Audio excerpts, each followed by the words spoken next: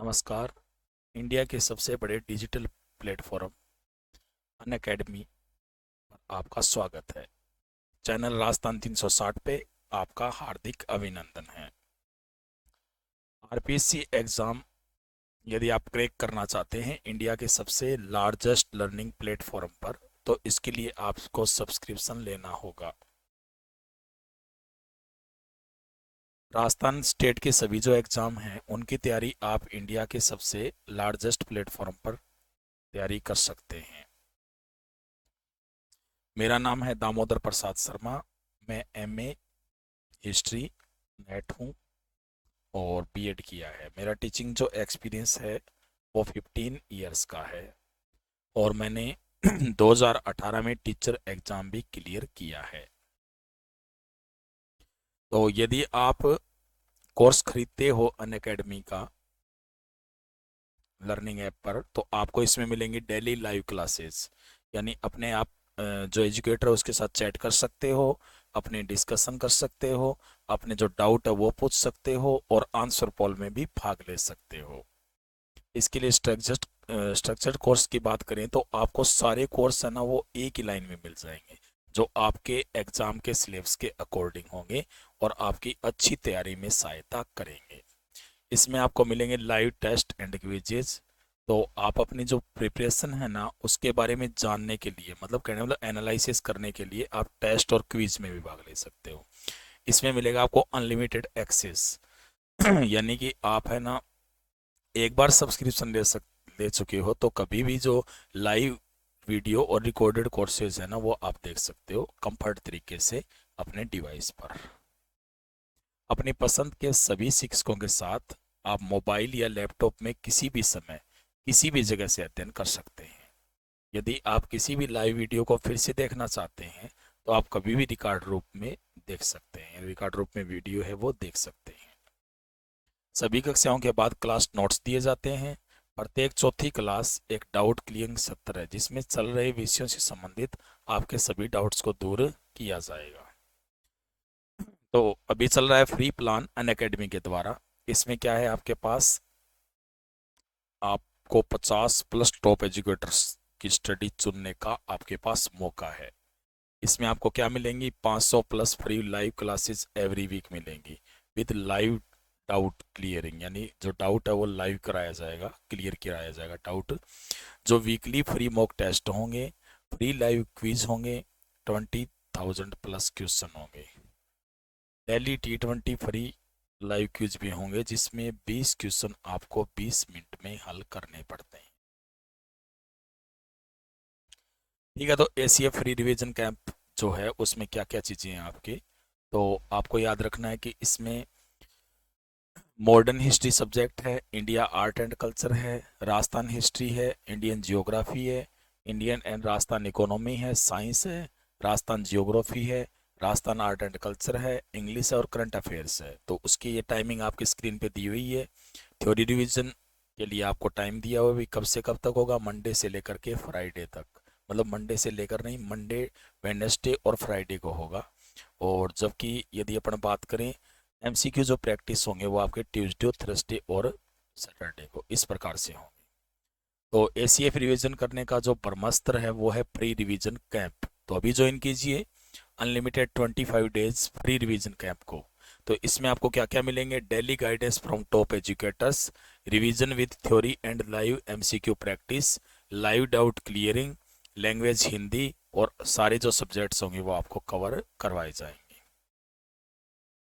तो अभी आप इसे अन अकेडमी जो ऐप है ना उसे डाउनलोड कीजिए और मेरा जो कोड है DPS10 वो यूज कीजिए इस फ्री प्लान को अनलॉक करने के लिए। यदि आप जो फ्री प्लान अनलॉक करना चाहते हैं ना तो मेरा कोड यूज कर देना, उसमें DPS10 लगा देना। तो अन अकेडमी लर्निंग ऐप है, आपको पता है कि प्ले स्टोर में जाना है और अन अकेडमी लर्निंग ऐप लिख करके उसे डाउनलोड करना है। आगे की जो प्रक्रिया है उसके बाद में आ जाएंगी। तो फ्री क्लासेस से ज़्यादा फायदा प्लस क्लासेस में। अब देखो इसमें क्या फायदा है कि फ्री क्लासेस में तो आपको मिलता है लिमिटेड सिलेबस कवर, जबकि जो प्लस क्लास है उसमें मिलता है आपको कंप्लीट सिलेबस कवर होता है। और जो फ्री क्लासेज है उसमें मिलता है ओकेजनल प्रैक्टिस टेस्ट, जबकि जो लाइव क्लास, जो प्लस क्लास होंगी उसमें आपको मिलेगा unlimited practice test. Free class में आपको मिलता है ओकेजनल पीडीएफ नोट्स, लेकिन आप प्लस क्लास में अनलिमिटेड पीडीएफ नोट्स पा सकते हैं। लिमिटेड डाउट सॉल्यूशन होंगे आपके फ्री क्लास में, लेकिन प्लस क्लास में आपके सारे जितने भी डाउट है ना वो टॉप एजुकेटर्स के द्वारा सोल्व किए जाएंगे। तो इसका मतलब ये प्लस क्लास लीजिए और एक प्रकार से आप जिस भी नौकरी में लगना चाहते हैं तो उस नौकरी में लग सकते हो। तो इसके लिए प्लान्स हैं जो आपके स्क्रीन पर दिख रहे हैं। सबसे पहले अच्छा प्लान है 12 मंथ्स वाला, जिसमें आपके 7,000 रुपये लेंगे, 7,000 रुपीज देने होंगे। लेकिन आप यदि मेरा कोड यानी प्रोमो कोड, रेफरल कोड बोल सकते हो, DPS10 यूज करते हो तो आपको 10% का डिस्काउंट मिलेगा। यानी जो कोर्स आपके 7,000 में पड़ रहा था वो आपके पड़ेगा 6,300 रुपीज में पड़ेगा। ठीक है। और 24 मंथ्स वाला प्लान भी अच्छा है, 8,400 का है, लेकिन मेरा जो रेफरल कोड यूज करोगे DPS10 तो आपको इसमें 10% डिस्काउंट मिलेगा और ये आपको पड़ेगा 7,560 रुपीज़ का। ठीक है। तो जल्दी कीजिए और अभी ये प्लान लीजिए ताकि आप अपने आप को नौकरी के लिए तैयार कर सके, सरकारी नौकरी के लिए। ठीक है। तो आज हमारा टॉपिक है वैदिक संस्कृति। ठीक है ना, वैदिक संस्कृति अपन पढ़ेंगे और वैदिक काल के जो क्वेश्चन हैं उन्हें सोल्व करेंगे। तो टॉपिक है वो काफ़ी महत्वपूर्ण, आपको पता है कि RS एग्जाम के लिए भी महत्वपूर्ण है। इसके अलावा ये जो टॉपिक है ये कह सकते हैं कि महत्वपूर्ण, रीट के लिए भी महत्वपूर्ण है। RS, रीट या RPSC के जो एग्ज़ाम होते हैं उनके लिए टॉपिक काफ़ी महत्वपूर्ण है। तो इसमें आपके लिए लाए गए हैं शानदार पर्सन। ठीक है ना, यानी इस टॉपिक में आपके लिए शानदार पर्सन है और ये जो शानदार पर्सन है मैं आपको हल करवाऊंगा और उनके बारे में जानकारी भी दूंगा, जिसके कारण ये टॉपिक है आपके एक प्रकार से क्लियर हो जाएगा। कौन सा? वैदिक संस्कृति। चलते हैं अभी अपन वैदिक संस्कृति पढ़ते हैं फिर। तो पहला क्वेश्चन आता है कि ऋग्वेद की रचना कहाँ हुई थी। ऑप्शन कौन कौन से हैं आपके सामने? दक्षिणी भारत में, पंजाब में, मध्य भारत में या सप्त सिंधु प्रदेश में। ये ऑप्शन है आपके सामने। तो दरअसल आपको पता है कि जो 4 वेद हैं उनमें जो सबसे प्राचीन है, यानी सबसे जो प्राचीन वेद है वो कौन सा माना जाता है? ऋग्वेद माना जाता है। यानी चारों वेदों में सबसे जो प्राचीन वेद है वो कौन सा है? ऋग्वेद है। ठीक है ना। तो ये जो ऋग्वेद है इसकी रचना कब हुई थी? दरअसल जो वैदिक काल है ना टोटल वो माना जाता है 1500 से 600 ईसा पूर्व, ये माना जाता है। और इसमें एक पहला जो काल है उसे अपन कहते हैं पूर्व वैदिक काल। क्योंकि इसमें ऋग्वेद की रचना हुई थी इसलिए इसे ऋग्वेदिक काल भी कहा जाता है। कौन सा काल कहते हैं इसे? ऋग्वेदिक काल भी कहते हैं।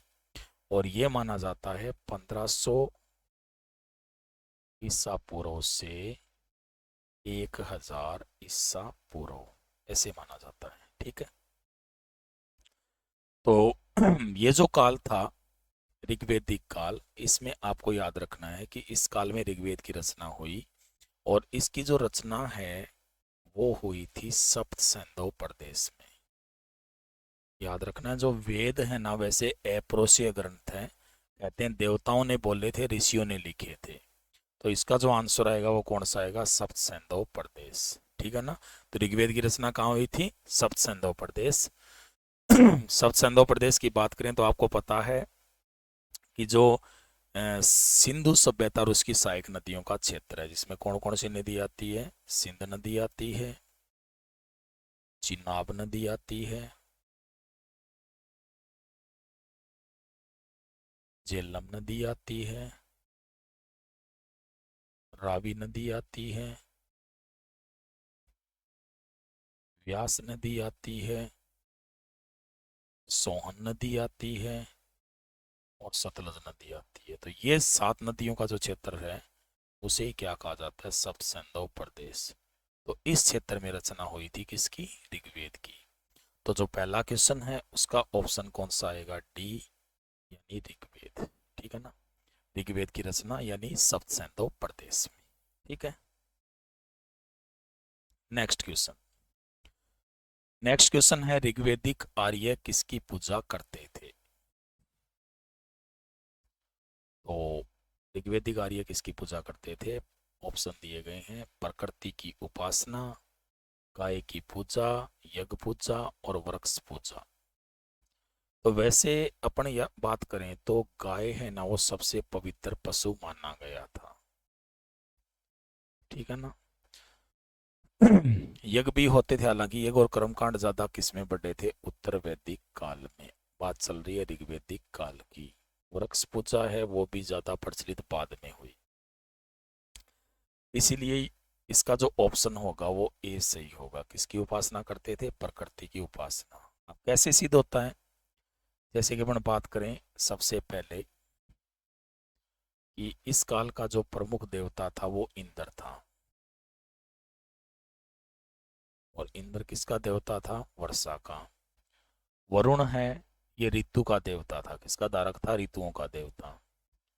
इसके बाद में जो आरिणी थी, ये थी जंगल की देवी। दिशना थी, ये थी वनस्पति की देवी। वायु हवा का देवता था। सूर्य प्रकाश का देवता था। तो एक प्रकार से जितने भी देवता रहे हैं, और भी देवता थे जिनमें अपन बात कर सकते हैं पर्जन्य की, मरुत की। तो ये जो देवता हैं ये किससे संबंधित दिख रहे हैं आपको? प्रकृति से संबंधित दिख रहे हैं। तो इसका मतलब ये जो आर्य हैं, तो ये किसकी उपासना करते थे? प्रकृति की उपासना इनके द्वारा की जाती थी। ठीक है, तो इसीलिए इसका जो आंसर आएगा वो कौन सा आएगा? ए आएगा। यानी जो ऋग्वेदिक आर्य है वो किसकी उपासना करते थे? प्रकृति की उपासना। पहला जो क्वेश्चन है उसका आंसर कौन सा है आपके? ए आया। नेक्स्ट क्वेश्चन में चलते हैं। अगला क्वेश्चन है कि वर्ण व्यवस्था का सर्वप्रथम उल्लेख कहां से प्राप्त होता है? तो सबसे पहले ऑप्शन दिया है आपके ऋग्वेद के 10वें मंडल में। दूसरा ऑप्शन है महाभारत में। तीसरा ऑप्शन है 6ठी शताब्दी ईसा पूर्व में। और चौथा ऑप्शन है 3री शताब्दी ईसा पूर्व में। तो निश्चित है कि कोई ग्रंथ से प्राप्त तो होगा ना इसका वर्णन। ठीक है ना, और ग्रंथ इसमें दो दिए हुए, ऋग्वेद और महाभारत। जैसा आपको पता ही है, जैसा क्वेश्चन है वैसे आपने बहुत पढ़ा है। ऋग्वेद के 10वें मंडल में ये प्राप्त होता है। वैसे वर्ण व्यवस्था की शुरुआत ऋग्वेदिक काल में ही मानी जाती है। यानी वर्ण व्यवस्था की शुरुआत कौन से काल में मानी जाती है? ऋग्वेदिक काल में। एक्चुअल में क्या है कि ऋग्वेदिक काल में इसलिए क्योंकि उसी समय 4 वर्ण आए थे। तो ऋग्वेद का जो 10वां मंडल है उसका एक पुरुष सूक्त है। कौन सा सूक्त है? पुरुष सूक्त। ऋग्वेद का 10वें मंडल का कौन सा सूक्त है? पुरुष सूक्त है। ये जो पुरुष सूक्त है इसमें लिखा गया है कि एक विराट पुरुष था, बहुत ही विशाल पुरुष था, विराट पुरुष। सबसे पहले जो विराट पुरुष है उसकी भुजाएं फड़की थी, और ये जो भुजाएं हैं ना, इनसे निकले थे क्षत्रिय। फिर कहते हैं कि इसके जो मुंह हैं वहां से निकले थे कौन?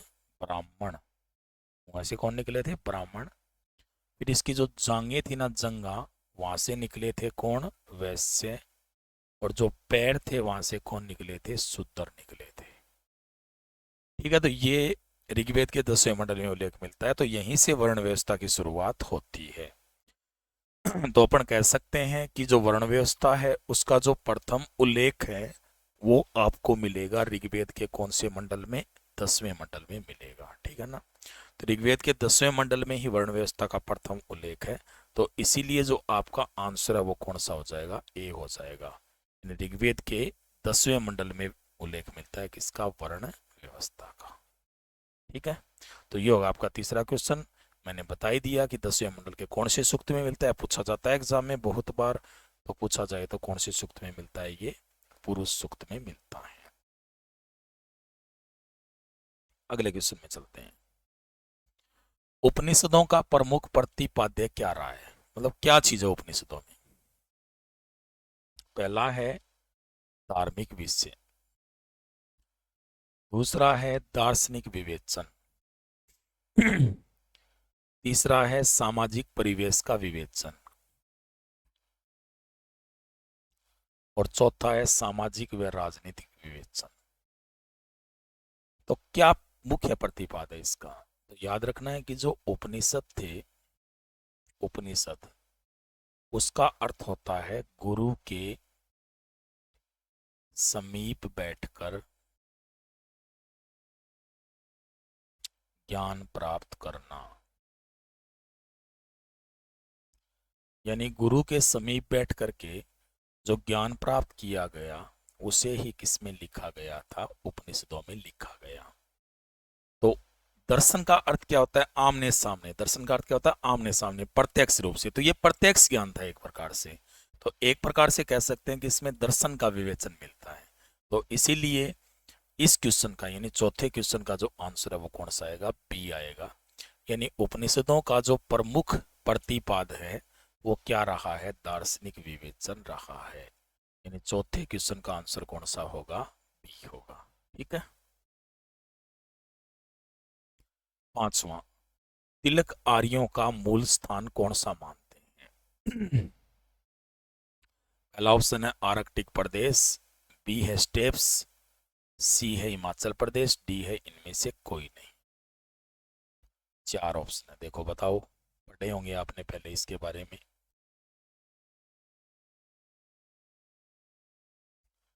तो याद रखना है कि तिलक आर्यों का जो मूल स्थान है वो उत्तरी ध्रुव मानते हैं। और उत्तरी ध्रुव में कौन सा आता है फिर? आर्कटिक प्रदेश आता है। यानी ये आर्यों का मूल स्थान था और यही माना गया था किसके द्वारा? बाल गंगाधर तिलक के द्वारा। तो जो पांचवा क्वेश्चन है उसका आंसर क्या आएगा? ए आएगा, आर्कटिक प्रदेश। ठीक है। तो ए इसका आंसर है कौन से क्वेश्चन का? पांचवें का। यानी जो आर्कटिक प्रदेश है वही आर्यों का क्या था? मूल स्थान था।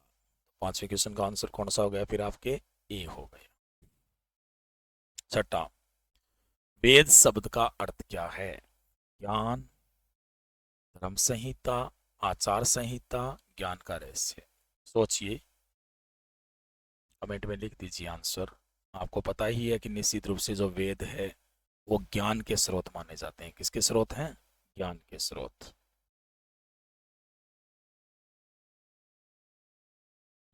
यानी वेद का मतलब ही ज्ञान होता है, तो इसका मतलब वेद का अर्थ भी क्या होगा फिर? ज्ञान ही होगा। इसलिए इसका ऑप्शन कौन सा आएगा? ए ऑप्शन आएगा। कौन सा ऑप्शन आएगा इसका? ए आएगा। यानी वेद का अर्थ क्या होता है? ज्ञान होता है। ठीक है। तो इसलिए इस क्वेश्चन का आंसर कौन सा है? ए। आगे है पुराणों की संख्या कितनी है? पुराणों की संख्या कितनी है? पहला ऑप्शन दिया है 12, दूसरा दिया है 24, तीसरा दिया है 108 और चौथा दिया है 18। यानी पुराणों की संख्या कितनी होती है यही अपने को बताना है। ठीक है।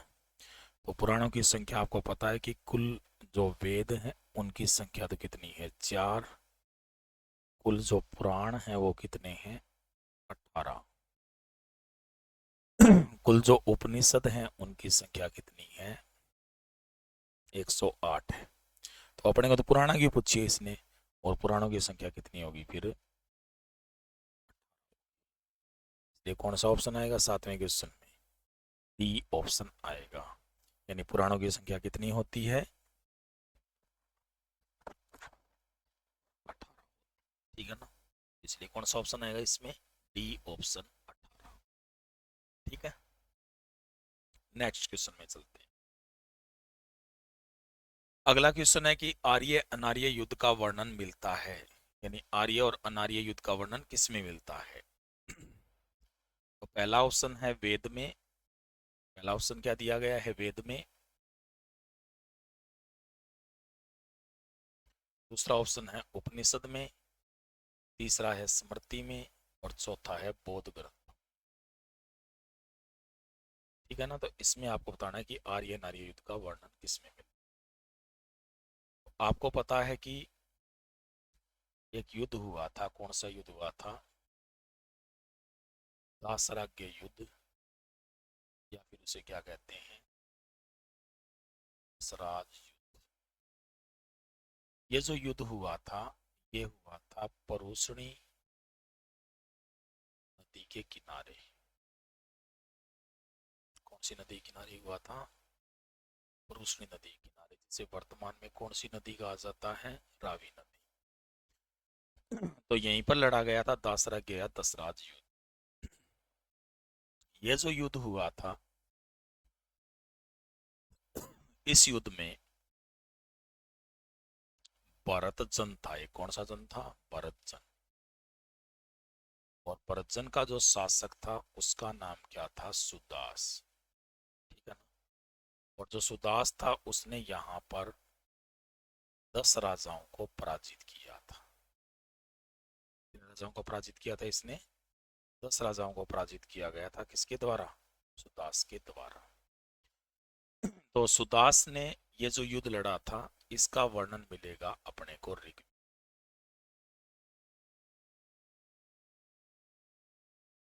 तो इसका मतलब स्पष्ट है कि इसका जो उल्लेख है आंसर 8वें का कौन सा आएगा, कि वेद में मिलता है। आर्य अनार्य जो युद्ध है उसका वर्णन अपने को किस में मिल रहा है, वेद में मिल रहा है। ठीक है ना। इसलिए जो इसका आंसर है 8वें का, वो कौन सा आएगा, ए आएगा। कौन सा आएगा, ए। ठीक है ना। याद रखना है कि ये जो युद्ध हुआ था, ये कारण ये था कि सुदास है ना, सुदास जो भरतजन का शासक था, ठीक है, उसने क्या किया कि सबसे पहले उसने, इसका एक पुरोहित था, और पुरोहित का नाम क्या था, विश्वामित्र। इसने विश्वामित्र को पुरोहित पद से हटाया और अपना पुरोहित किसको बना लिया था, वशिष्ठ को। तो जिसके बाद में ये नाराज हो गया विश्वामित्र, और इसने 10 राजाओं का संगठन बना। और इसी का वर्णन मिला अपने को किसमें, ऋग्वेद। इसलिए ऑप्शन इसका कौन सा आया, वेद में। कहाँ मिलता है, वेद में। ठीक है ना। तो 8वें का आंसर कौन सा होगा, ए होगा, वेद में। 9वां जो क्वेश्चन है वो है कि ऋग्वेद में कुल सूक्तों की संख्या कितनी है। 9वां क्वेश्चन क्या है, ऋग्वेद में कुल सूक्तों की संख्या कितनी।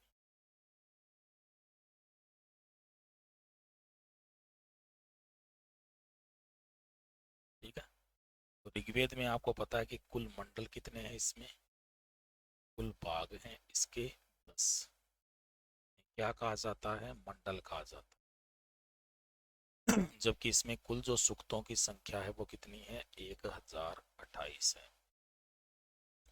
तो इसलिए इसका ऑप्शन कौन सा आएगा, सी आएगा, कि ऋग्वेद में कुल सूक्तों की संख्या कितनी है, 1028 है। ठीक है ना। ऑप्शन कौन सा आएगा इसका, सी आएगा। ये याद रखना है। ठीक है। जो ऋग्वेद है, मैंने आपको बताया था कि ये सबसे प्राचीन वेद है, और इसकी रचना हुई थी 1500 ईसा पूर्व से 1000 ईसा पूर्व के मध्य में।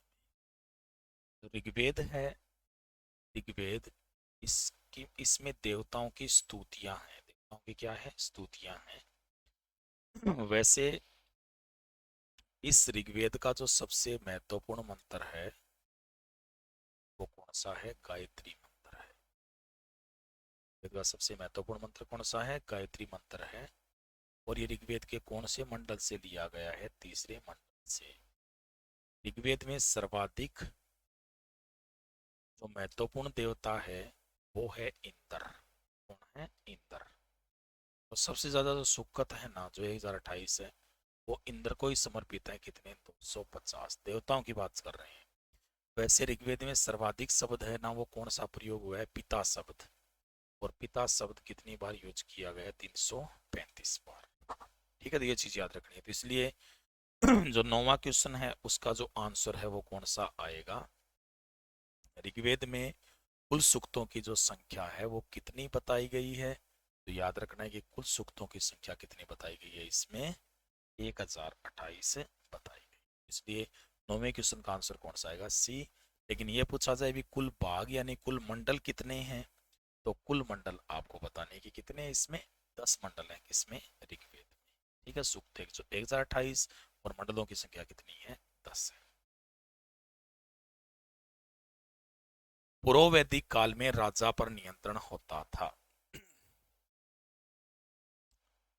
तो पहला जो ऑप्शन है इसका कौन सा है? ए ऑप्शन में क्या दिया है? सभा व समिति। बी दिया है पुरोहित और सेनानी। सी दिया है गण और विद्वत। और डी परिषद और समिति। ये दिया है इसमें। याद रखना है कि ऋग्वेद में जो सबसे बड़ी इकाई थी उसका नाम था जन। ऋग्वेद की सबसे बड़ी जो इकाई थी वो कौन सी थी? जन थी। ठीक है ना? याद रखना है कि जो जन है उसका जो प्रमुख है उसे कहा जाता था जनपति। क्या कहते थे इसे? जनपति। ये जनपति है ना, यही राजा या गोप होता था। ये पद सबसे बड़ा था। लेकिन जो राजा का पद है, राजा का पद, वो दरअसल केवल युद्ध स्वामी के लिए होता था। किसके लिए होता था? युद्ध स्वामी के लिए। ये भूमि स्वामी नहीं होता था। मतलब युद्ध में तो मैन राजा ही है, लेकिन भूमि स्वामी राजा नहीं होता था। एक्चुअल में क्या है कि जो राजा है उसे निर्भर रहना पड़ता था संस्थाओं पर। संस्थाएं वैसे कहते हैं कि 5 थी। इसमें सभा, समिति, विदत थी और परिषद थी। ठीक है ना? ये थी विदत थी, परिषद थी और गण भी थी। लेकिन जो मुख्य संस्थाएं थी ना वो 2 थी। कितनी थी? 2। एक तो थी सभा और एक थी समिति। सभा है ना, इसका जो कार्य था वो राजा को सलाह देना था। और समिति थी, वो पहले राजा का चुनाव होता ना प्रारंभ में, तो वो कौन करती थी? समिति करती। समिति वैसे सबसे शक्तिशाली संस्था थी। सभा की तुलना एक प्रकार से हम वर्तमान में कर सकते हैं। सभा की तुलना वर्तमान में कर सकते हैं हम राज्यसभा से। समिति की जो तुलना है वो किससे कर सकते हैं? अपन लोकसभा से। तो पता है ना कि ये जो संस्थाएं होती है ताकतवर होती हैं, दोनों ही नियंत्रण रख सकती है। तो सभा और समिति ही यहाँ की शक्तिशाली संस्थाएं थी और यही किस पर नियंत्रण करती थी? राजा पर। तो इसलिए जो 10वां क्वेश्चन है इसका जो आंसर आएगा वो कौन सा आएगा? सभा और समिति। यानी क्वेश्चन क्या था कि जो पूर्व वैदिक काल है ना उसमें जो राजा है उस पर नियंत्रण किसका होता था? तो जो राजा है उस पर नियंत्रण किसका होता था? सभा और समिति का। तो इसलिए 10वां जो क्वेश्चन है उसका आंसर कौन सा आएगा? ए आएगा, सभा और समिति। ठीक है, अगला क्वेश्चन 11वां। 11वां क्वेश्चन क्या है कि उत्तर वैदिक काल में विभाजन का आधार क्या था?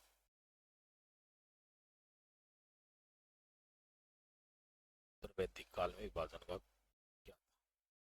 पहला ऑप्शन है वर्ण व्यवस्था, दूसरा है श्रम विभाजन, तीसरा है आश्रम और चौथा सभी। याद रखना है कि उत्तर वैदिक काल में वर्ण व्यवस्था कठोर बन गई।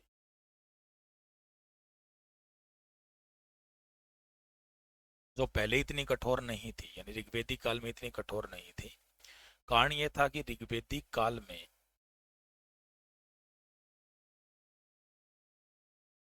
जो वर्ण होते थे वो दरअसल कर्म पर आधारित होते थे। किस पे आधारित थे? कर्म पर। लेकिन जो उत्तर वैदिक काल है उसमें जो वर्ण है वो आधारित होने लगे थे किस पर? जन्म पर।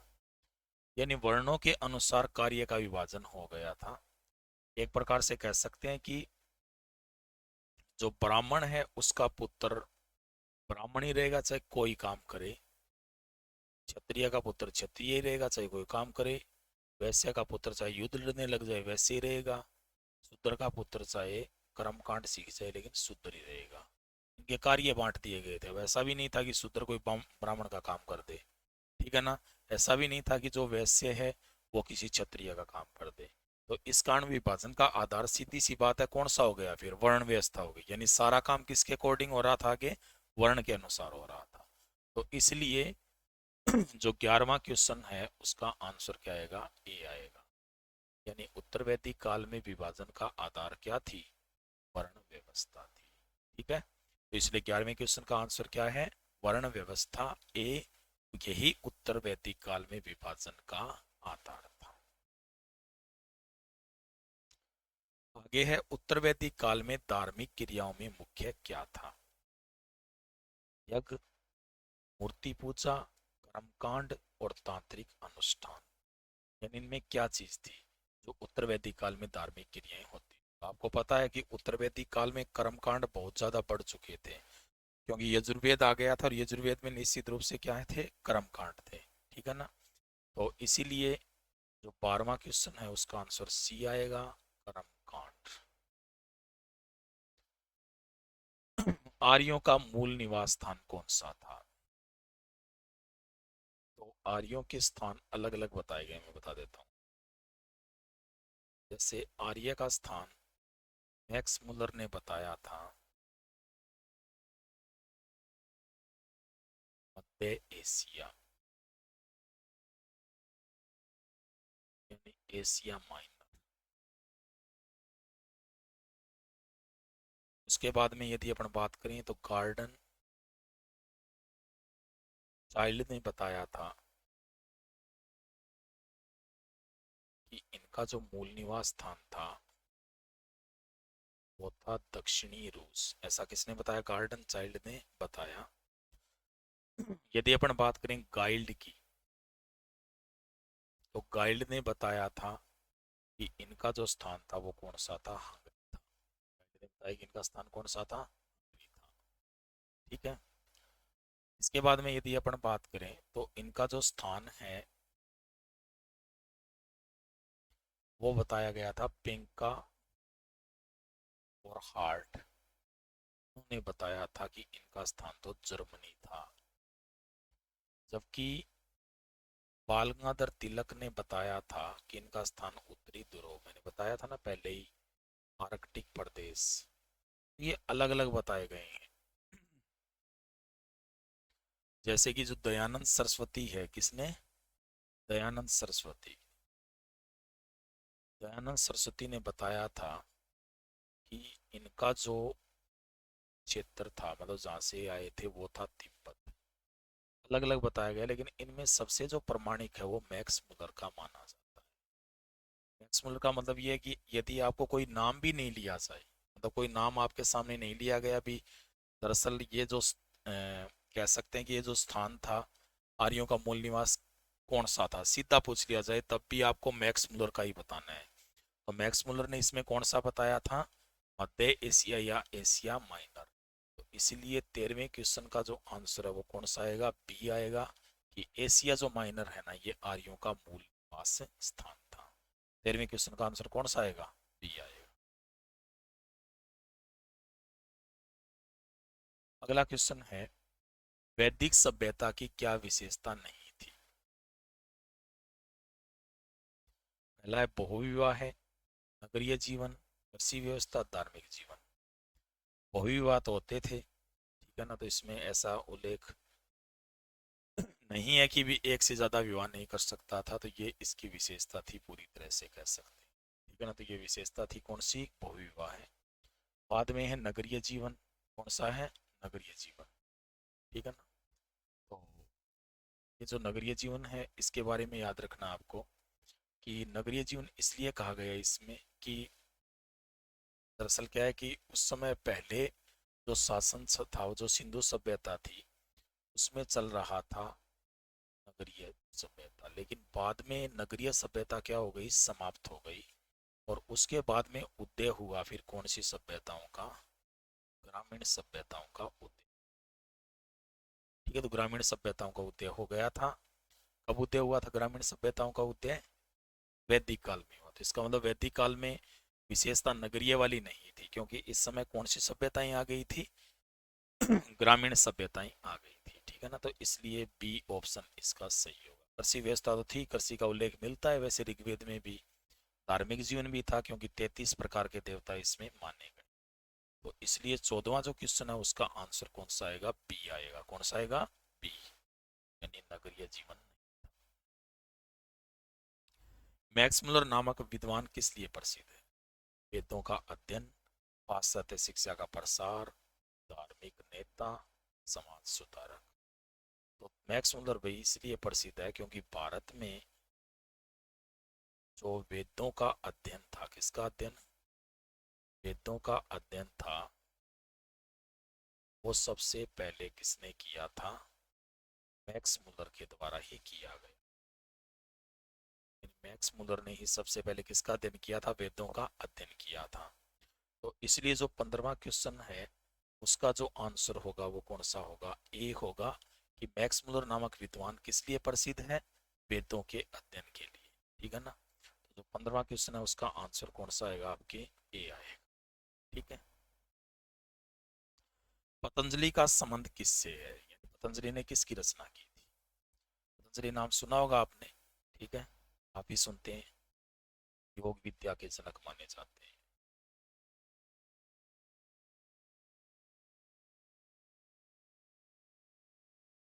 कौन सी विद्या थी, योग विद्या के क्या है ये, जनक है कौन, पतंजलि। और उन्होंने रचना की थी किसकी, महाभाष्य की। यानी किसके रचनाकार हैं ये, महाभाष्य के रचनाकार थे कौन, पतंजलि। ठीक है ना, तो इसीलिए 16वें का जो क्वेश्चन का जो आंसर है वो कौन सा आ जाएगा, डी आ जाएगा, कि पतंजलि का संबंध किस रचना से है, तो किससे है, महाभाष्य से। 16वां क्वेश्चन है उसका आंसर कौन सा आएगा, इसमें डी ही आएगा। ठीक है, 17वां, पाणिनि कौन थे। ऑप्शन ए है क्या थे, इतिहासकार। ऑप्शन बी है क्या थे, व्याकरण विद्वान। ऑप्शन सी है कि क्या थे, चिकित्सक। ऑप्शन डी है कि क्या थे, जैन विद्वान। तो आपको याद रखना है कि पाणिनि है ना, उन्हें, पाणिनि किस लिए प्रसिद्ध हैं, संस्कृत व्याकरण के लिए।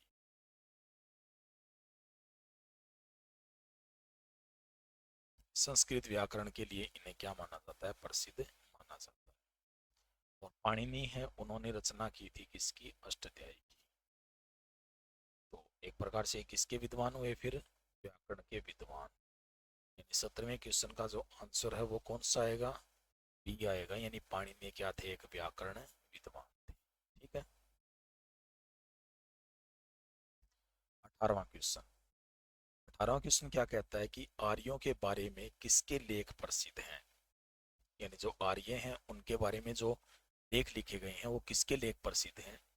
सबसे पहले है शंकराचार्य। शंकराचार्य के भी तो नहीं है भी आर्यों के बारे में, एनी विसेंट ने भी वर्णन नहीं किया था, स्वामी विवेकानंद ने भी आर्यों के बारे में नहीं लिखा, इन्होंने लिखा था, इसने बाल गंगाधर तिलक ने। क्योंकि ये किसको मानते थे, आर्यों को मानते थे। दरअसल ये जो दयानंद सरस्वती का आर्य समाज था ना, उसी से ये ताल्लुकात रखते थे। पिछले वीडियो में इनके बारे में परिचय भी बताया था कि दरअसल वेलेंटाइन चिरोल ने जब आर्य समाज को भारतीय शांति का जन्मदाता कहा था, तब उस केस को ये कोर्ट में भी ले गए थे। ठीक है ना, तो इसलिए जो 18वां क्वेश्चन है उसका जो आंसर है वो कौन सा आएगा, डी आएगा। यानी आर्यों के बारे में पूछा जाए किसके लेख प्रसिद्ध हैं, तो आर्यों के बारे में जिसके लेख प्रसिद्ध है वो कौन है, बाल गंगाधर तिलक। 18वें क्वेश्चन का आंसर कौन सा आएगा, डी आएगा, कि आर्यों के बारे में प्रसिद्ध माने जाते हैं बाल गंगाधर तिलक के लेख। ठीक है,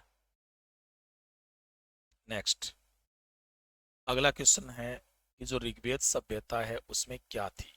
कृषि संबंधी अर्थव्यवस्था थी, शहरी जीवन का पतन हुआ, पत्थर की मूर्तियों की पूजा होती थी, सती प्रथा का प्रचलन था।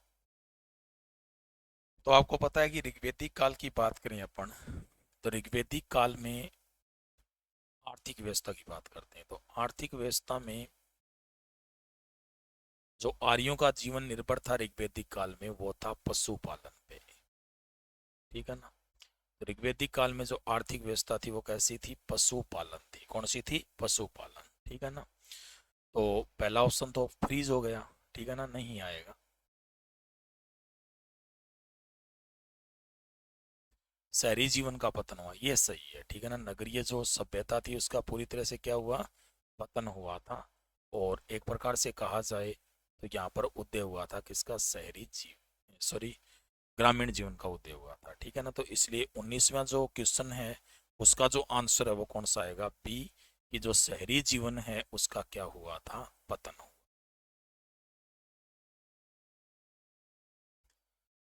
अगला क्वेश्चन है, उत्तर वैदिक युग में क्या चीजें थी? मजबूत गणराज्य थे?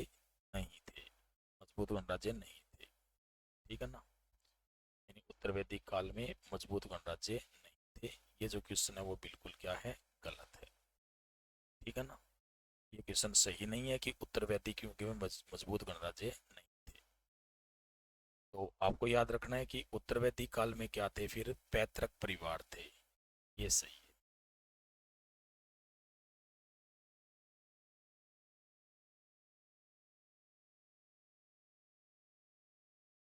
ठीक है ना, पैतृक परिवार थे। ये सही है, क्योंकि उत्तर वैदिक काल में जो व्यवस्था ऐसी थी कि जो परिवार है ना वो दरअसल पैतृक होते थे, यानी पितृस्तात्मक समाज होता था। सहकारी खेती नहीं थी, सामाजिक और आर्थिक समानता भी नहीं थी। तो इसलिए इसका ऑप्शन कौन सा आ जाएगा? बी आएगा कि उत्तर वैदिक काल में क्या थे? पैतृक परिवार थे। तो बी ऑप्शन आएगा कौन से का? 20वें का। वैदिक युद्ध युग में ये थोड़ा सा गलत छप गया था। अगला क्वेश्चन देखते हैं, सिंधु घाटी तथा वैदिक दोनों सभ्यताओं में क्या था? देखो, शहरी जीवन था, मूर्ति पूजा का प्रचलन था। पहला ऑप्शन क्या बताएगा इसमें? शहरी जीवन था। दूसरा ऑप्शन है भी मूर्ति पूजा का प्रचलन था क्या? तीसरा है जाति प्रथा थी क्या? और चौथा ऑप्शन है कि इनमें से कुछ भी नहीं था। बताओ। ये तो आपको पता ही होगा, सिंधु सभ्यता आपने पढ़ी होंगी। सिंधु घाटी तथा वैदिक सभ्यता दोनों में क्या था? शहरी जीवन था, मूर्ति पूजा का प्रचलन था, जाति प्रथा थी, इनमें से कुछ भी नहीं था। तो दरअसल आपको पता है कि जो सिंधु सभ्यता थी, सिंधु सभ्यता वो नगरीय थी, जबकि वैदिक जो सभ्यता थी वो ग्रामीण थी। इसलिए एक ए ऑप्शन तो बिल्कुल इसमें नहीं आएगा। दूसरा है मूर्ति पूजा का प्रचलन था। सिंधु सभ्यता में मूर्ति पूजा होती थी, मूर्ति मिली है, और इसमें भी उल्लेख मिलता है किसका? मूर्ति पूजा। जाति प्रथा थी? नहीं थी जाति प्रथा। तो इसलिए कौन सा ऑप्शन आ जाएगा इसमें? बी आ जाएगा कि मूर्ति पूजा का दोनों में क्या था? प्रचलन था। अब है कि बाघ और बलि क्या थे? यानी अगला जो ऑप्शन है अपना वो कौन सा है? कि बाघ और बलि क्या थे। क्वेश्चन है अगला, सॉरी, ऑप्शन है पहला परिवहन व्यवस्था। पहला ऑप्शन कौन सा है? परिवहन व्यवस्था। दूसरा ऑप्शन है प्रशासनिक विभाग। तीसरा ऑप्शन है सैनिक प्रबंध। और चौथा ऑप्शन है राजस्व के साधन। ठीक है ना। यानी बाघ और बलि क्या चीजें होती थी, ये आपको स्पष्ट करना है। तो बाघ और बलि की यदि अपन बात करें तो बाघ और बलि एक प्रकार से कहा जाए तो ये इस प्रकार से सिस्टम था यहाँ पे कि जो बाघ और बलि है वो थे राजस्व के साधन। क्या थे? राजस्व के साधन। यानी राजस्व के जो साधन है वो क्या थे? किसमें? बाघ और बलि में थे। यदि अपन बात करें बाघ और बलि की, तो दरअसल क्या होता था यहाँ पे कि यहाँ पर बलि है ना, बलि, ये ऋग्वेदिक काल में क्या था कि एक भेंट होती थी। क्या होती थी? भेंट। ऋग्वेदिक काल में जो भेंट होती थी उसे क्या कहा जाता था? बलि कहा जाता था। ठीक है, क्योंकि ऋग्वेदिक काल में जो आर्य थे उनकी जो भूमि है वो पूरी तरह स्थायी नहीं थी, यानी आर्यों की भूमि स्थायी नहीं होती थी। कौन से काल में? ऋग्वेदिक काल में। तो इसलिए जो आर्य है ना, अब मतलब आर्य आज कहीं है कल कहीं चले गए, ठीक है ना, तो पूरी तरह से एक प्रकार से कह सकते हैं कि वो स्थायी नहीं थे, मतलब उनका काम स्थायी नहीं था। तो इसलिए जो करों की व्यवस्था नहीं हो सकती थी, क्योंकि करों की व्यवस्था है वो तो किसके अनुसार होगी? भूमि के अनुसार होगी, और वो यहाँ पर हो नहीं सकती थी। तो इसलिए क्या हुआ कि दरअसल ये कहा गया था कि राजा को है ना स्वेच्छा से भेंट दे सकते हैं, और उसे ही बलि कहते थे। लेकिन चूंकि उत्तर वैदिक काल है ना, उसमें थोड़ा स्थायीकरण हुआ। उत्तर वैदिक काल में क्या हुआ? स्थायीकरण। स्थायीकरण का मतलब क्या है कि इसमें जो आर्यों की भूमि है वो स्थायी हो गई। आर्यों की भूमि स्थायी हो गई थी। कौन से काल में? उत्तर वैदिक काल में। अब आर्यों की भूमि जैसे ही स्थायी हुई तो यहाँ पर कर लागू कर दिए गए, और उन्हें क्या कहते थे? बाघ और बलि कहते थे। ठीक है ना। ऐसा माना जाता है कि जो वैश्य थे ना, वैश्य, वो केवल कर देने के लिए जाने जाते थे। वैश्य केवल किसके लिए जाने जाते थे? कर देने के लिए जाने जाते थे। और इसीलिए जो वैश्य है उसे कहा जाता था अनस्य बलिकर्त। यानी वैश्य को क्या कहते थे? अनस्य बलिकर्त कहा जाता था। जबकि जो राजा था ना उसे कहते थे बलिहर। राजा को क्या कहा जाता था? बलिहर कहते थे। और अनस्य बलिकर्त किसे कहा जाता था? वैश्य को। तो इसलिए इसका जो आंसर है वो कौन सा आएगा? डी आएगा। मैंने थोड़ा डिटेल में बता दिया आपको कि डी आंसर है। राजस्व के साधन क्या थे? बाघ और बलि थे, जो एक प्रकार से क्या थे? कर थे। अगला क्वेश्चन है अष्टाध्यायी के लेखक कौन थे? तो ये क्वेश्चन मैंने पहले ही थोड़ा बताया था, ये आया था पतंजलि के बारे में। तो जो अष्टाध्यायी है उसके जो लेखक थे वो पाणिनि थे। कौन थे? पाणिनि। यानी पाणिनि ने रचना की थी किसकी? अष्टाध्यायी। पाणिनि है ना, वो संस्कृत व्याकरण के जनक माने जाते हैं। संस्कृत व्याकरण यदि कोई पढ़ता है ना तो वो मेनली किससे प्रेरित होकर पढ़ता है? पाणिनि से। यानी पाणिनि को क्या माना जाता है? संस्कृत व्याकरण का जनक मानते हैं। तो इसलिए 24वां जो क्वेश्चन है उसका जो आंसर आ जाएगा वो कौन सा होगा? सी होगा, कि जो अष्टाध्यायी है ना उनके लेखक कौन थे?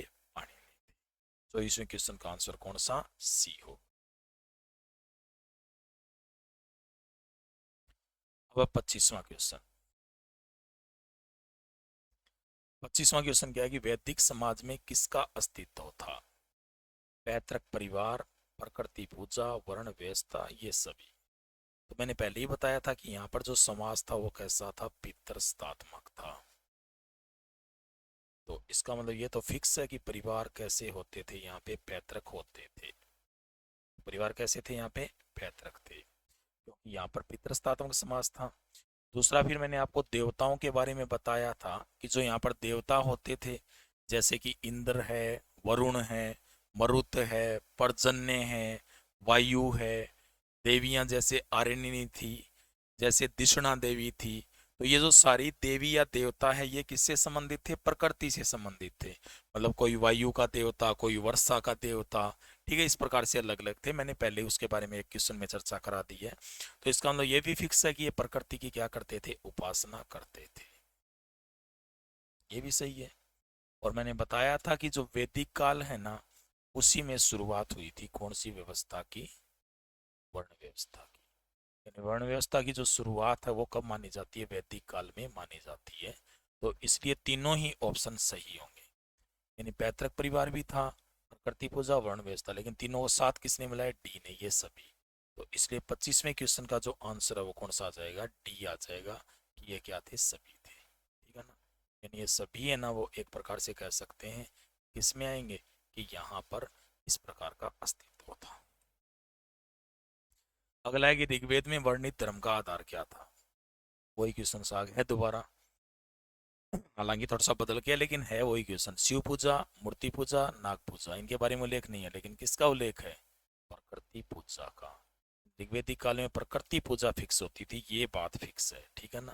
तो इसलिए 26वां जो क्वेश्चन है उसका जो आंसर आएगा वो कौन सा आएगा, सी आएगा। कि ऋग्वेद में वर्णित जो धर्म है उसका आधार क्या होता था, उसका जो आधार होती थी प्रकृति पूजा। तो 26वें क्वेश्चन का आंसर कौन सा आएगा, आपके सी आएगा। अब नेक्स्ट क्वेश्चन है 27वां।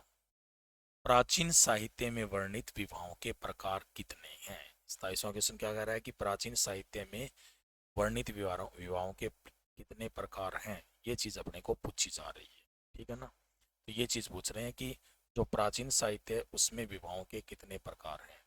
इसमें बताया गया 5 प्रकार। पहला ऑप्शन क्या है 5, दूसरा है 6 प्रकार, तीसरा है 8, चौथा है 9। तो याद रखना है कि एक ग्रंथ है इसका नाम है आसोलायन ग्रह सूत्र। कौन सा ग्रंथ है, आसोलायन ग्रह सूत्र है।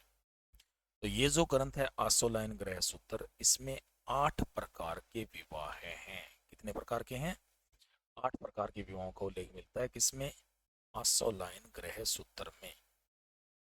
तो सबसे पहला जो विवाह आता है वो था प्रजापत्य विवाह है, बता दूंगा सारे कौन कौन से थे। दूसरा था आपके आर्ष विवाह है, अब भी करते हो ना विवाह अलग अलग प्रकार से कोई कोर्ट मैरिज करता है, कोई लव मैरिज करता है, कोई अरेंज मैरिज होती है, वैसे ही होते थे 8 प्रकार के। तीसरा होता था देव विवाह है। चौथा होता था ब्रह्म विवाह है। पांचवा था इसमें राक्षस विवाह है। छठा होता था असुर विवाह है, ठीक है। सातवां होता था कौन सा, पिशाच विवाह है।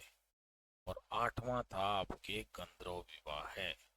तो ये 8 प्रकार के विवाह होते थे कौन से काल में, प्राचीन साहित्य काल में। जो सूत्र काल वगैरह था वैदिक काल के बाद आया था, तो उसमें होते थे। तो प्रजापत्य जो विवाह है वो क्या था, यानी पहले अपन बात कर रहे हैं किसकी, प्रजापत्य विवाह की। तो जो प्रजापत्य विवाह है वो एक प्रकार से, प्रजापत्य विवाह में क्या होता था कि कोई भी जो पिता है वो अपनी पुत्री का विवाह है एक उचित वर से कर देता था, तो वो कौन सा था, प्रजापत्य विवाह है। आर्ष विवाह में क्या होता था कि जो वर का पिता होता था, किसका पिता, वर का पिता, वर का पिता होता था वो कन्या के पिता को, किसके पिता को, कन्या के पिता को एक जोड़ी बैल अथवा गाय भेंट करता था, ठीक है ना। ये होता था किसमें, आर्ष विवाह में होता था। देव विवाह में क्या होता था कि जो पिता है वो अपनी पुत्री का विवाह है किसी पुरोहित से कर देता था, किससे करता था, किसी पुरोहित से कर देता था। तो वो कौन सा विवाह हो जाता था, देव विवाह है। इसके बाद में फिर कौन सा विवाह आ गया, आपके ब्रह्म विवाह है। ये जो ब्रह्म विवाह था ना ये सबसे श्रेष्ठ विवाह माना गया है। पूछा जाए शास्त्रों में श्रेष्ठ कौन से विवाह को कहा गया है, ब्रह्म विवाह को। तो ये जो ब्रह्म विवाह है इसमें क्या था कि जो कन्या का पिता है वो लंबे समय तक अपनी पुत्री के लिए किसी वर की तलाश करता था। जब वर की तलाश हो जाती थी तो उसके साथ विवाह कर दिया जाता था अपनी पुत्री का, ठीक है ना। तो इस तरह से ये होता था। तो ये ब्रह्म विवाह ना ये सबसे क्या माना गया था, श्रेष्ठ माना गया, ठीक है। उसके बाद में अगला जो विवाह है वो कौन सा है, राक्षस विवाह। राक्षस विवाह इसमें क्या है कि इसमें कन्या का अपहरण किया जाता था और कन्या का अपहरण करके उसके साथ जबरदस्ती विवाह कर लिया जाता था। कौन से विवाह में, राक्षस विवाह में। ये जो राक्षस विवाह है इसे महाभारत में कहा गया है क्षत्र विवाह है। कौन सा विवाह कहा गया, इसे क्षत्र विवाह कहा गया था महाभारत में। कौन से विवाह को कहा गया, राक्षस विवाह को। इसके बाद में था अगला असुर विवाह है। असुर विवाह में क्या था कि इसमें जो कन्या का पिता है ना वो अपनी पुत्री को बेच देता था, कन्या का पिता अपनी पुत्री को बेच देता था। तो इसे कौन सा विवाह कहते थे, असुर विवाह है कहते थे। पिशाच विवाह है, ये दरअसल निकृष्ट विवाह माना गया है। इसमें क्या है कि जो कन्या थी ना, उसे जादू टोने के द्वारा वश में किया जाता था, जिसके बाद में जो कन्या है ना वो अपने आप ही आ जाती थी। ठीक है ना, कहने का मतलब जादू टोने के द्वारा वश में होते थे, और उसके बाद में जो कन्या है वो वहां पर एक प्रकार से कहा जाए तो आ जाती थी और उससे विवाह कर लेती थी। ठीक है ना, तो ये विवाह था पिशाच विवाह। आठवां कौन सा था? गंधर्व विवाह है। जो गंधर्व विवाह था उसके बारे में याद रखना है कि इस विवाह में क्या होता था कि प्रेम विवाह होता था, यानी बिना माता पिता की इजाजत के जो प्रेम विवाह किया जाता था ना उसे गंधर्व विवाह कहते थे। आजकल होती है ना कोर्ट मैरिज, वही है गंधर्व विवाह। ठीक है, तो इस प्रकार से इसका आंसर कौन सा आएगा? 8। मैंने आपको पूरे डिटेल भी समझा दिए, इसमें ऐसे भी नहीं है कि क्वेश्चन समझा रहा हूँ, पूरा टॉपिक भी क्लियर करा रहा हूँ। ठीक है ना, तो प्राचीन साहित्य में वर्णित विवाहों की संख्या कितनी है? 8। और ये पूछा जाए ना इसका उल्लेख कहाँ मिलता है, तो कहाँ मिलता है? आसोलाइन ग्रह सूत्र में मिलता है। किसमें मिलता है? आसोलाइन ग्रह सूत्र में मिलता है। किसका? 8 प्रकार के विवाह। अगला है 1400 ईसा पूर्व का एशिया माइनर का एक अभिलेख जिसमें वैदिक देवताओं का वर्णन है, किस स्थल पर पाया गया है? तो पहला जो ऑप्शन है वो कौन सा है? अंकोरा। अंकोरा में मिला है क्या, या बोगजकोई में मिला है, या हित्ती में मिला है, या इस्तांबुल में मिला है? ये इसमें पूछा गया है। तो ये जो लेख है ना ये बोगजकोई में मिला है, यानी आंसर कौन सा आएगा? बी आएगा। याद रखना है कि प्राचीन अभिलेखों में से एक माना जाता है, और ये इस लेख का नाम भी क्या है? बोगजकोई लेख। बहुत इंपॉर्टेंट देगा, बहुत बार एग्जाम में आते हैं, ध्यान रख लेना इस क्वेश्चन के बारे में। तो इसमें एग्जाम में कई बार अलग अलग चीजें आती है, ऐसे नहीं है कि जो ये आया ये भी आ गया, मतलब ये तो पलट के पूछा जा सकता है भी, इससे संबंधित चीजें आ सकती है। तो बोगस कोई जो लेख है ना इस पर 4 देवताओं के नाम है। कितने देवताओं के नाम है? अब ये आ जाते हैं भी कौन कौन से देवताओं के नाम है, कौन से देवताओं का नाम नहीं है। तो किस किस के नाम है याद रखना है? इंद्र, वरुण, इसके बाद में मित्र और नासत्य। ये 4 देवताओं के इस पर नाम है, इंद्र, वरुण, मित्र और नासत्य। ठीक है ना, इन 4 देवताओं के नाम हैं, और ये नाम इस पर लिखे गए हैं। दरअसल इसमें कहा गया है कि उस समय कोई 2 कबीले थे, उनके मध्य कोई लड़ाई चल रही थी। ठीक है ना, 2 कबीलों के मध्य क्या चल रही थी? लड़ाई चल रही थी, और उन कबीलों के मध्य संधि हुई थी, और उस संधि में इन चारों देवताओं को साक्षी माना गया था। अब इनको साक्षी मानकर कहते हैं कि हम है ना कभी आपस में झगड़ा नहीं करेंगे। दोबारा लिख देता हूँ, थोड़े साफ नहीं दिखाई दे रहे, बहुत इंपॉर्टेंट है ये। इंद्र, वरुण, मित्र और एक है नासत्य। ये 4 देवता थे। ठीक है ना, तो ये 4 देवता थे जिनका उल्लेख इसमें मिलता है। निम्नलिखित में से कौन महिला विदुषी वैदिक मंत्रों की रचयिता मानी जाती है? तो मैं बताता हूं आपको कि जो ऋग्वेदिक काल है ना, ऋग्वेदिक काल, उसमें जो स्त्रियां थी उन्हें अधिकार प्राप्त थे उपनयन संस्कार के, मतलब शिक्षा प्राप्त कर सकती थी। ठीक है, और शिक्षा प्राप्त करने वाली जो स्त्रियां होती थी उन्हें ऋषि कहते थे। क्या कहते थे? ऋषि। और ऐसा माना गया कि इन्होंने जो वैदिक ऋचाएं हैं ना, मतलब वैदिक मंत्र है, उनकी भी इन्होंने क्या की थी? रचना की थी। तो उनका नाम ऋग्वेद में मिलता है। वैसे कौन कौन थी ये थी अपाला, घोषा, सिकता, निवावरी, विश्वारा, आत्रेयी, काकस्वर्ती। ठीक है, उसके बाद में इंद्राणी। ये कुछ स्त्रियां थी। लोपमुद्रा भी थी, ये भी बहुत प्रसिद्ध है, लोपामुद्रा,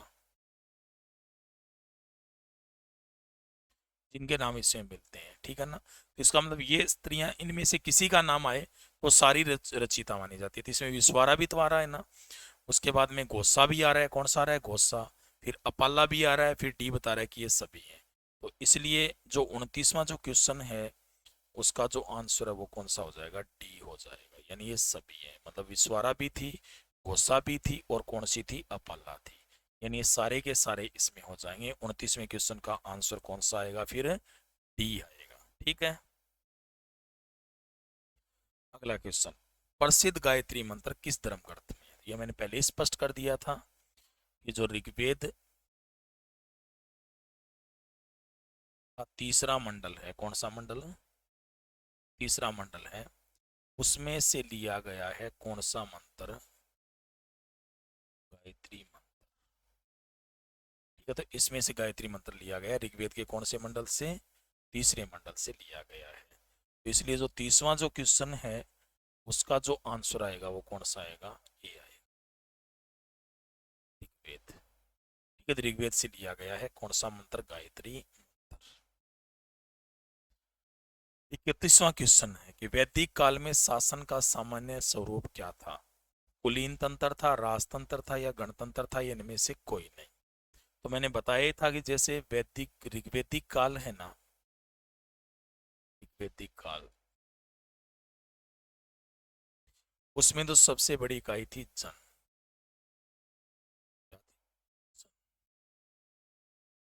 और जो उत्तर वैदिक काल आया था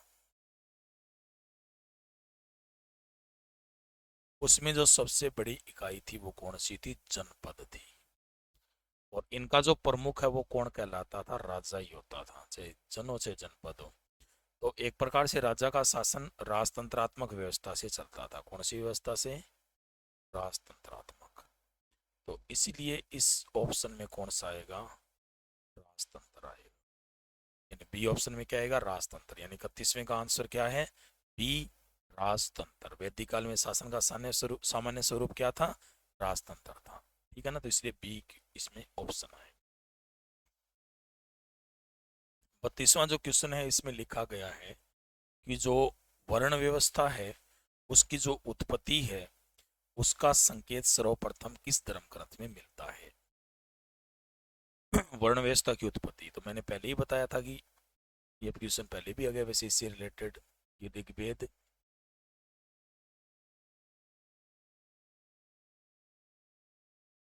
के कौन से मंडल में, 10वें मंडल में।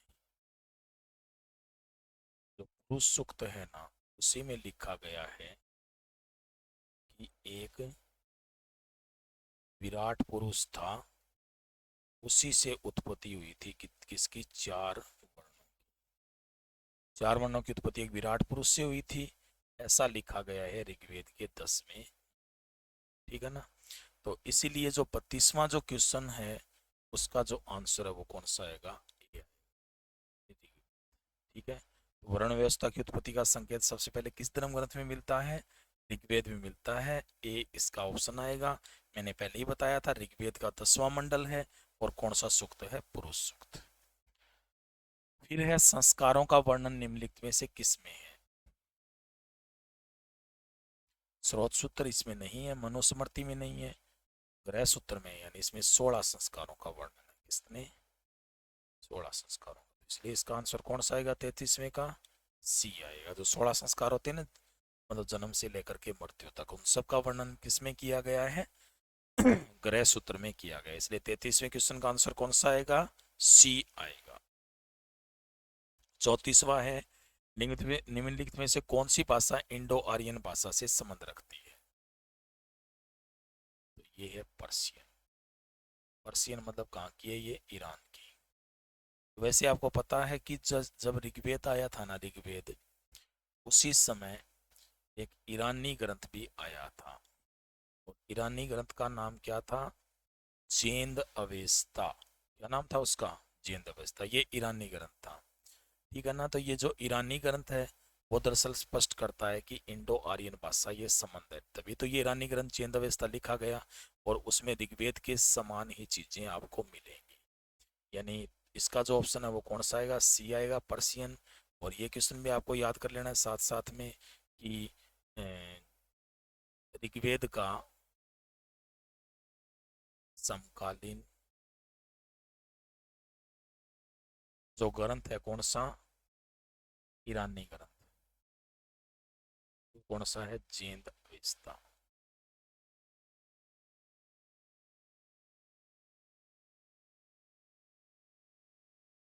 इसलिए इसमें ऑप्शन कौन सा आएगा? सी।